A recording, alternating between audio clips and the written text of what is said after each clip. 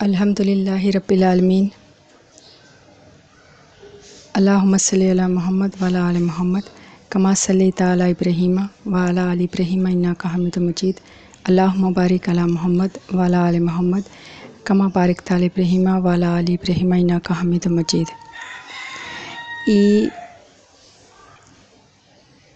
آج کی جو گفتگو ہے یہ صحیح بخاری شریف واقع اوپر ہے۔ قرآن پاک اللہ تعالیٰ کی کتاب ہے، جامع اللہ تعالیٰ کا احکامات ہاں فرمان ہاں، اور یہ جو بخاری شریف کو نام سنو ہوئے گو صحیح بخاری، تو یہ بات ہاں یہ کلام ہے ہمیں آپ صلی اللہ علیہ وسلم، حضرت محمد صلی اللہ علیہ وسلم کا۔ آپ صلی اللہ علیہ وسلم نے جو ارشادات فرمایا، جو احکامات فرمایا، جو نصیحت کری، جو بات کری یا جو عمل کرا، وہ بھی یا کتاب میں محفوظ کر دیا گیا ہاں۔ تو ابو عبداللہ محمد بن اسماعیل بخاری رحمۃ اللہ علیہ وانے یہ بیڑو اٹھایو ہو کہ آپ صلی اللہ علیہ وسلم کا احکامات احادیث جمع کری جاوے، اور وانے پھر لکھی کتاب 3 جلدن پہ مشتمل ہے۔ عربی زبان میں وانے کتاب لکھی، پھر اردو میں یا کو ترجمہ کرو گئے ہو، ایک ترجمہ یا کو علامہ وحید الزمان کرو ہے اردو میں، مختلف زبانن میں دنیا میں یا کو ترجمہ ہوئیو ہے، نہ ہوئیو ہے تو ابھی تک میواتی میں ترجمہ نہ ہوئیو ہے یا کو۔ تو آج ہم یا کو میواتی میں ترجمہ شروع کریں گا کہ جو یا میں احادیث ہیں ان کو میواتی میں ٹرانسلیشن کر کے ہمیں ریکارڈنگ کر دی جاوے۔ یا سو پہلے حدیث نمبر 1 تک 4 کی ریکارڈنگ آ چکی ہے، لیکن ان میں تھوڑا سو نو محسوس کرو گئے ہو کہ عربی میں جیسے بخاری صاحب نے خود نے لکھ دی ہاں، جو اصل عربی میں لکھی گئی ہاں ان کی ویسے ہی ٹرانسلیشن ترجمہ کر دیے گئے اردو میں۔ اب اردو کو اگر ہم ایز اٹ از جیسے کہ بخاری شریف میں اگر واحد میواتی میں ترجمہ کر رہا تو وہ عام انسان کا سمجھنا کے لیے تھوڑی سی دقت پیدا کر رہی ہے۔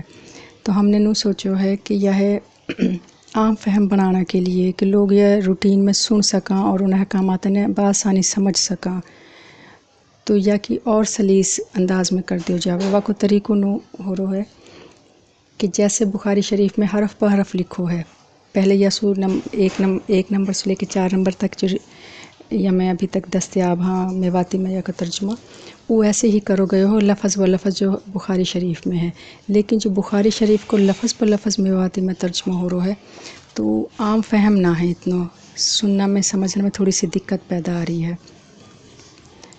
تو اب نو فیصلہ کرو گئے ہے کہ یا کو بخاری شریف کی جو احادیث ہیں ان میں سو احادیث کو مفہوم بیان کرو جائے گو لفظ پر لفظ کی بجائے، کہ ایسا ترجمہ کرو جائے گو کہ جو لوگ چلتے پھرتے سن سکیں اور سمجھ سکیں، انہوں نے زیادہ سمجھانا کی ضرورت نہ پڑے، وہ سننا میں اور سمجھنے میں دقت محسوس نہ کری جاوے۔ کیونکہ یہ ٹرانسلیشن کو مطلب یہ میواتی میں کا ترجمہ کو مقصد ایک نو بھی ہے کہ لوگ چلتے پھرتے اپنا فون آن کر دیں، ریکارڈنگ آن کر دیں اور اپنا کام وغیرہ کرتے ہوئے اور احادیث سن سکیں۔ آپ صلی اللہ علیہ وسلم کی جو زندگی ہے واقع پہلو لوگن تک پہنچایا جا سکا،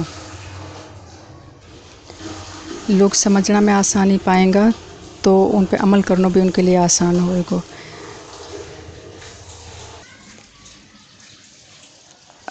صحیح بخاری کو کچھ تعارف مکمل تعارف جو ہے کئی اور وقت میں کئی اور نشست میں بیان کرو جائے گا بہت جلد ان قریب۔ تو ابھی جو احادیث ہیں ان میں سے شروع کر رہا ہوں۔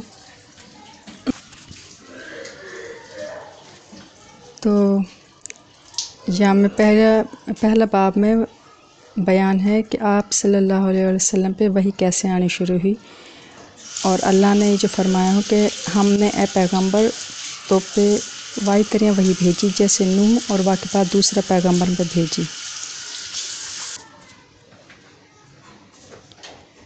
حدیث نمبر 1 ہے، حضرت عمر سے روایت ہے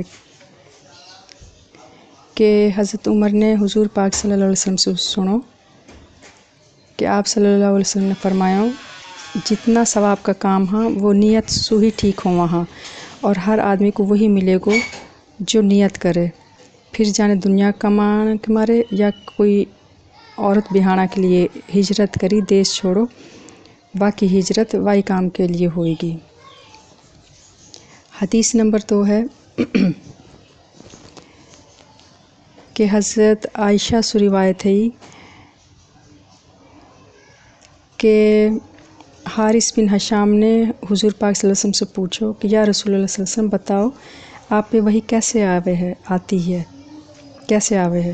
آپ صلی اللہ علیہ وسلم نے فرمایا کبھی تو ایسے آوے ہے جیسے گھنٹہ کی جھنکار، اور ای وہی منہ پہ بہت سخت ہوئے ہے، پھر جب فرشتہ کو کہنا مو یاد ہو جاوے ہے تو ای بند ہو جاوے ہے، اور کبھی فرشتوں مرد کی صورت میں میرے پہ آوے ہے اور مجھ سے بات کرے ہے، میں واقعہ کہا یاد کر لے ہوں۔ حضرت عائشہ نے کہی کہ میں نے حضور پاک صلی اللہ علیہ وسلم دیکھا کہ کڑکڑاتا جاڑان میں بھی آپ پہ جب وہی اترتی اور بند ہوتی، اترنا کے بعد جب ختم ہو جاتی تو آپ صلی اللہ علیہ وسلم کی پیشانی سو پسینہ پھوٹ پڑتا۔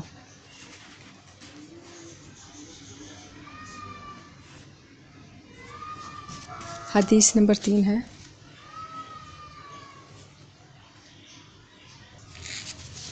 حدیث نمبر 3 حضرت عائشہ سے وابستہ ہے کہ حضرت عائشہ نے کہی کہ پہلے جو وہی حضور پاک صلی اللہ علیہ وسلم پہ شروع ہوئی وہ اچھا خواب ہا، سوتے میں جو آپ خواب دیکھتا وہ بیداری میں صبح کی روشنی کی طرح نمود ہوتا کہ جیسے آپ رات کو دیکھتا وہ صبح پہ نظر آ جاتا۔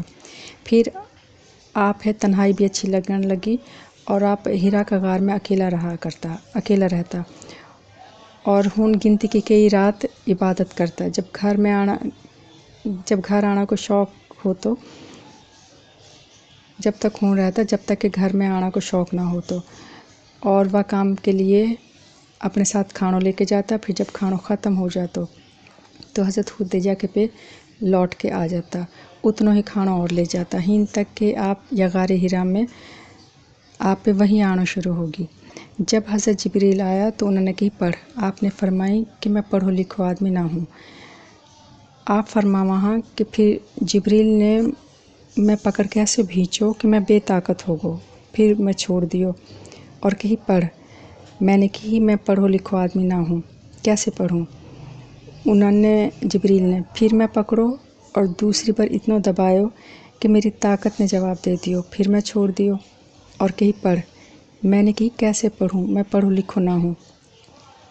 تو جبریل نے پھر میں پکڑو اور تیسری بار دبوچو، پھر میں چھوڑ دیو اور کہنے لگو وہ پروردگار کا نام سے پڑھ جانے سب چیز بنائی ہاں، آدمی خون کی پھٹکی سے بنایو، پڑھ، اور تیرا پروردگار بڑو کرم والو ہے۔ بس یہی آیت حضرت جبریل علیہ السلام سے سن کے آپ پہاڑ سے لوٹ آیا، آپ کو دل ڈر کے مارے کانپ رہو۔ حضرت خدیجہ اپنی بیوی کے پہ حضرت خدیجہ بیوی کے پہ جو خویلد کی بیٹی ہے ان کے پہ گئے اور فرمان لگا کہ ملک کپڑوں اڑا دو۔ لوگوں نے آپ کو کپڑا اڑا دیا۔ جب آپ کو ڈر جاتے رہی ہو تو آپ نے خدیجہ سو 2100 بیان کر کے فرمائی موہ اپنی جان کو ڈر ہے۔ تو حضرت خدیجہ نے کہی ہرگز نہ، خدا کی قسم اللہ آپ کبھی بھی رسوا نہ کرے گو، آپ نہ تو جوڑو ہو اور نہ تواں کو بوجھ کمزور کو بوجھ اپنے اوپر لے ہو، اور جو چیز لوگن کے پہ نہ ہے وہ ان کو کما کے دے ہو، اور مہمان کی مہمانی کرو ہو، اور حادثان میں حق کی مدد کرو ہو۔ پھر حضرت خدیجہ آپ ہے ساتھ لے کے چلی ہین تک کہ ورقہ بن نوفل بن اسد بن عبدالعزیٰ کے پہ جو خدیجہ کے چاچا کو بیٹو ہو، چاچا زاد بھائی ہو، واقع پہ لائی۔ وہ ایک شخص ہو جو بت پرستی چھوڑ کے جاہلیت کا زمانہ میں عیسائی بن گو ہو اور عبرانی زبان جانا کریو ہو، تو انجیل شریف سو جو اللہ ان سے لکھوانا چاہتو وہ عبرانی میں لکھ لیتا، اور بوڑھو اور ضعیف ہو کے آندھ ہو گو ہو۔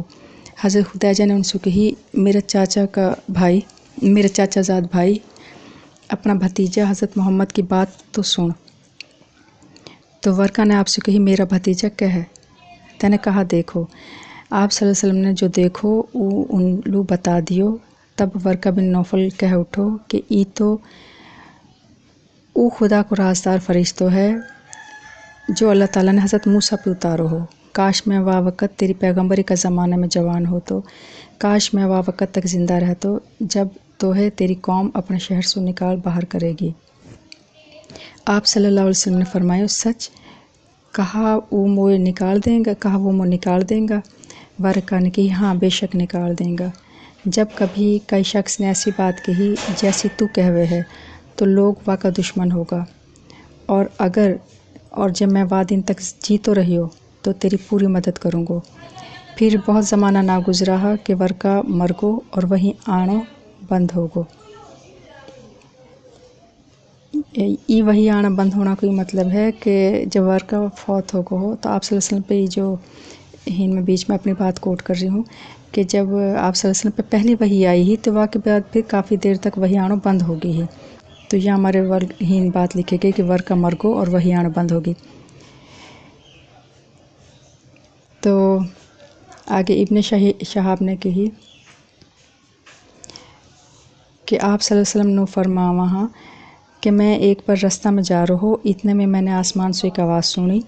آنکھ اٹھا کے اوپر دیکھو تو کہا دیکھوں کہ وہی فرشتو جو غار حرا میں میرے پہ آئے ہو زمین اور آسمان کے بیچ میں کرسی پہ مولک ہو کے بیٹھو ہے.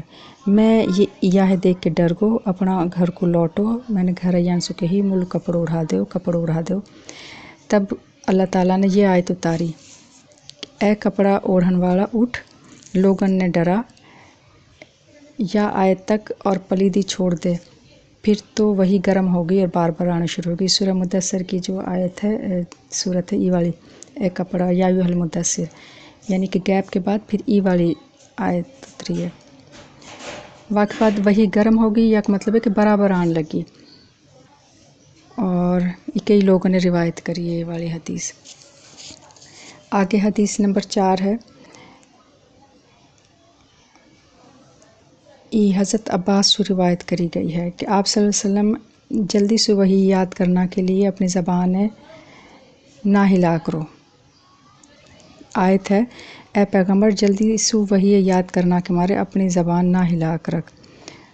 تو ابن عباس نے کہی کہ حضور پاک صلی اللہ علیہ وسلم پہ جب قرآن پاک اترک رہی ہو تو بہت سختی ہو رہی اور آپ اکثر اپنا ہونٹ ہلا دیکھ رہا یاد کرنا کے لیے. تو پھر ابن عباس نے سعید لو بتائی ایک صحابی لوگ میں تو بتاؤں ہوں کہ آپ صلی اللہ علیہ وسلم اپنا ہونٹن کیسے ہلا کر رہا. تو پھر ابن عباس نے ہلا کے بتایا کہ ایسے آپ صلی اللہ علیہ وسلم اپنا جلدی جلدی ہونٹن ہلا کر رہا یا کوئی مطلب ہے. آگے پھر ابن عباس نے کہی کہ جب اللہ تعالیٰ نے یہ آیت اتاری کہ وہی یاد کرنا کے لیے اپنی زبان نہ ہلا کر رکھ، قرآن کو یاد کرانو تولو اور پڑھا دینو ہمارو کام ہے.